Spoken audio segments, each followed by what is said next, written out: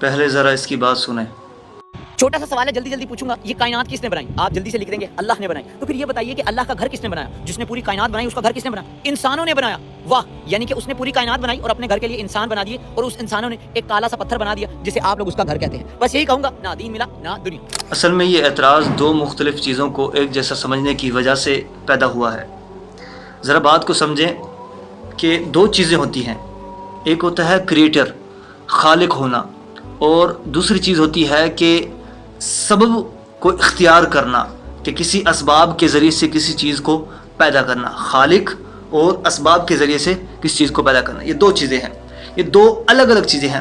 ذرا آپ خود عقل سے سوچئے، میں آپ کو اس کی مثال سے سمجھاتا ہوں کہ ایک بادشاہ ہوتا ہے مگر اس کے تحت وزیر مشیر سارے کام کرنے والے ہوتے ہیں۔ وہ بادشاہ ہوتا ہے، کیا وہ سڑکیں خود بناتا ہے، خود جا کر سارے کام کرتا ہے؟ نہیں۔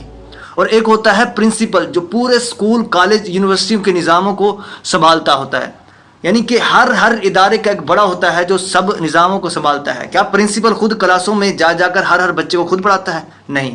تو کیا آپ وہاں پر بھی کہیں گے کہ وہ پرنسپل، وہ بادشاہ، وہ تو محتاج ہے، وہ خود تو کام کر سکتا ہی نہیں، دوسروں سے کام کرواتا ہے؟ تو اسی طرح ہی رب تعالیٰ یہ سارے نظام کو خود چلا رہا ہے مگر اسباب کے ذریعے سے۔ اور یہ بات جس چیز پر آپ نے اعتراض کیا کہ خانہ کعبہ کو جب بنانے کی باری آئی، بیت اللہ کو بنانے کی باری آئی، تو تب انسانوں سے بنوا رہا ہے، یہ کیسا خدا ہے؟